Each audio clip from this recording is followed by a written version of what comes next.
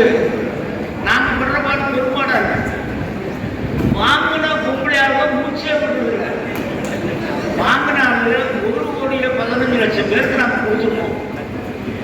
எங்களுக்கு அப்ளிகேஷன் வந்தது 1,60,00,000 பேருக்கு அப்ளிகேஷன் வந்துச்சு. இந்த 1,15,00,000 பேர் மூச்சே விடுறதில்ல. இந்த கிடைக்காத 4 பேர் இருக்காங்க. நாங்கள் ஊருக்கு போனால் எங்களை படுத்துகிற பாடு பெரும்பாடு. நாங்கள் தப்பிச்சு போனால் போதுங்கிற மாதிரி வருது.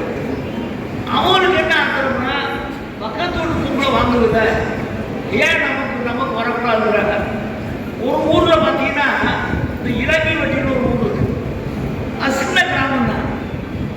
அந்த கிராமத்தில் ஒரு பொம்பளை எங்களை கேட்குது, எங்களுக்கு நீங்கள் கொடுத்துடணும்.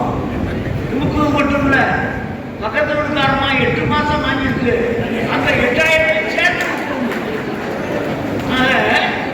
எவ்வளவு அட்வான்ஸாக எல்லாரும் பார்த்தி கிராமத்தோட பார்த்தீங்கன்னா அரியன்ஸோட கேட்கக்கூடிய அளவுக்கு இன்றைக்கு இருக்கிறாங்க. நீங்கள் ஆசிரியர்கள் எப்படி கேட்பீங்கன்னு எனக்கு தெரியும். சிறிய படித்தவர்களே அப்படி இருக்கும்போது நான் படித்தவர்கள் நல்லது என்று தெரிந்தவர்கள் உங்களுடைய கோரிக்கையெல்லாம் எதிர்காலத்தில் நிச்சயமாக நம்முடைய முதலமைச்சர். பாதகம் செய்பவரை கண்டால் நாம் பயங்கொள்ளலாகாது பாப்பா, மோதி மிதித்து விடு பாப்பா, அவர் முகத்தில் உமிழ்ந்து விடு பாப்பா.